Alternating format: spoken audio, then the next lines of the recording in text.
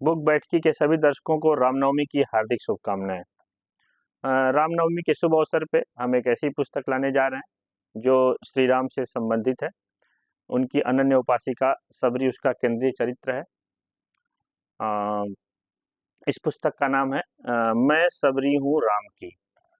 इसकी लेखिका हैं उर्वशी अग्रवाल जी। इन्होंने इसके बाद एक और पुस्तक लिखी है व्यथा कहे पांचाली, जो चौपाई संग्रह में काफ़ी फेमस हुई थी। फिलहाल आज हम लोग बात करेंगे मैं सबरी हूँ राम की। काव्य में दो पक्ष होते हैं, भाव पक्ष और कला पक्ष। इन दोनों को एक साथ साधना अपने आप में एक बहुत ही श्रम साध्य कार्य होता है। अगर इस पुस्तक को मैं समराइज करूं तो इतना कहूँगा कि लेखिका उर्वशी अग्रवाल जी भाव और कला पक्ष दोनों को एक साथ सफलतापूर्वक अपनी रचना मैं सबरी हूँ राम में साध रही हैं। दोहा छंद में यह काव्य संग्रह लिखा गया है। शुरुआत में जो लेखक का मनोगत है, मंतव्य है, मैं उसको आप लोगों को बताना चाहूँगा। इसके लेखन में मैंने स्वयं सबरी के रूप में जीने का प्रयास किया है और वो भी तो क्या एक सबरी थी, मैं भी एक सबरी हूँ। कवयित्री ने आगे प्रस्तावना किया है कि अगर वह सबरी थी तो हर एक नारी सबरी है और हर पुरुष में सबरी के तत्व समान रूप से मौजूद है। रचनाकार ने आगे स्पष्ट किया है कि प्रत्येक माँ अपनी संतान को सदैव सबरी की भांति उसकी आयु के अनुसार ही भोज्य पदार्थ चख कर देती है ताकि उसका स्वास्थ्य अच्छा रहे। इस प्रकार पिता के अनुभव के आधार अच्छे बुरे चीजों का ज्ञान अपने संतान को देता रहता है।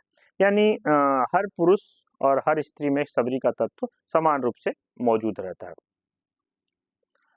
आजकल छंद मुक्त, लय मुक्त और अलंकार मुक्त कविताओं का दौर है। शायद ये आधुनिक कविता की एक अभिलाक्षणिकता है। उस समय में दोहा जैसे लोकप्रिय छंद में पाठकों के ग्राह्य, जो ग्राह के योग्य है, जो ग्रहण कर सकते हैं, उसमें छंद लिख करके श्रीमती उर्वशी अग्रवाल ने आज के कवियों के लिए एक चुनौती और आदर्श प्रस्तुत किया है। यह कविता संग्रह 3 अध्याय, प्रेम के कुछ मीठे वेद, नवधा भक्ति और राम मंदिर में विभक्त है। और सबसे पहले जो एक तरीका होता है कि किसी का परिचय देना है तो हम उसके कर्म से दें, न कि उसके व्यक्तित्व के बारे में बताएं। तो ऐसा ही परिचय लेखिका ने कवयित्री ने प्रस्तुत किया है।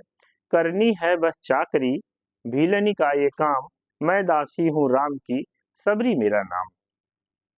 रोज बुहारे मार्ग वो, जाने कितने मील, सबरी आंखों से चुने कंटक जैसे कील। सबरी की जब शादी हो रही थी, जब विवाह का प्रस्ताव आया, तो उस समय बहुत सारे पशुओं की हत्या प्रस्तावित हुई, जिसका सबरी ने विरोध किया। केवल शादी के लिए पशुओं का बलिदान, नहीं करेगी ब्याह अब सबरी निष्ठावान। जीवन के आरंभिक क्षणों में सबरी को जाति सुदक शब्द सुनने पड़े थे, जिसे वह बिना प्रतिकार के राम की भक्ति में लीन रही। रही भीलनी जब कही शुभ संगत के बीच, मुनिजन सभी डांटते कहकर उसको नीच।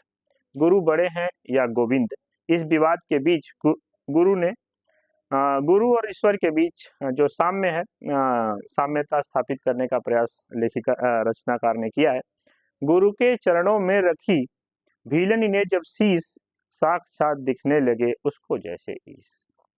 कविता अगर गीत का रूप ले लेती है तो उसकी उम्र बढ़ जाती है, इसीलिए गेयता किसी भी कविता का एक सोने पे सुहागा का काम करता है।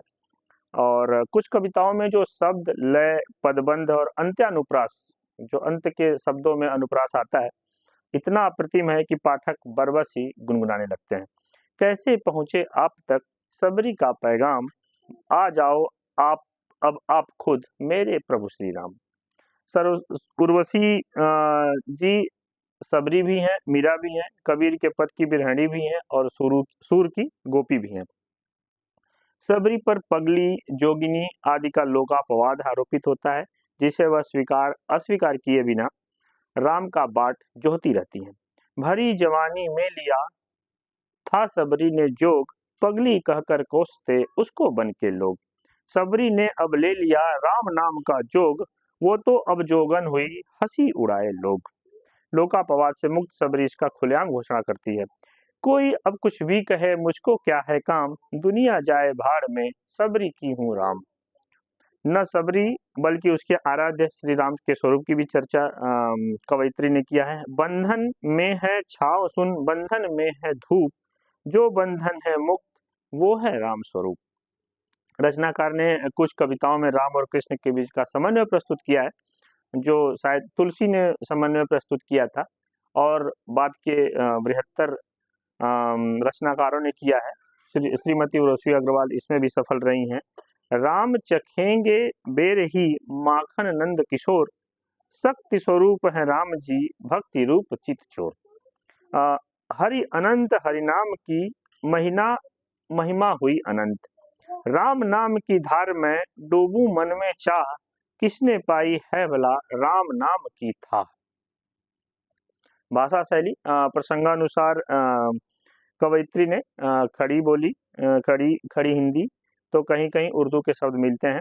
उपमानों की नवीनता इस संग्रह की एक और अभिलाक्षणिकता है, जिसे पाठक जरूर पहचानेंगे। सबरी रोज बिछा रही पलकों के कालीन, दिल गमला है राम का वो है खुद उसकी पौध, माझा है जब राम का उड़ती रहे पतंग। उपमानों की नवीनता इस पुस्तक को विशेष बनाती है। ऐसा नहीं है कि इस संग्रह में सिर्फ विशेषताएं हैं, कुछ साहित्यिक दोष भी हैं। जैसे एक ही तथ्य और भाव बार बार आए हैं, जो काव्य शास्त्र के अनुसार पुनरुक्ति दोष कहा जाता है। हालांकि जहां भक्तिपूर्ण रचनाएं होती हैं वहां पुनरावृत्ति स्वाभाविक होता है, सो इस संग्रह को इस दोष से छूट दी जा सकती है।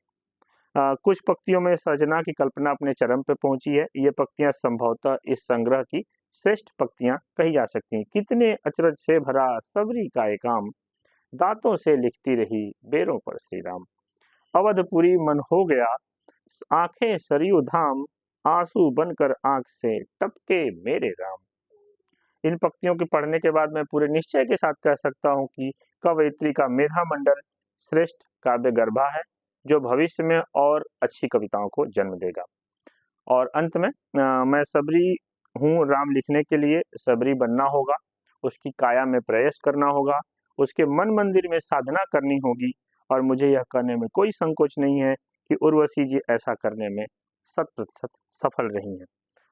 यह पुस्तक बहुत ही पठनीय और संग्रहणीय है, इसलिए आप सभी लोग इस पुस्तक मैं सबरी हूँ राम को एक बार पढ़ सकते हैं। धन्यवाद।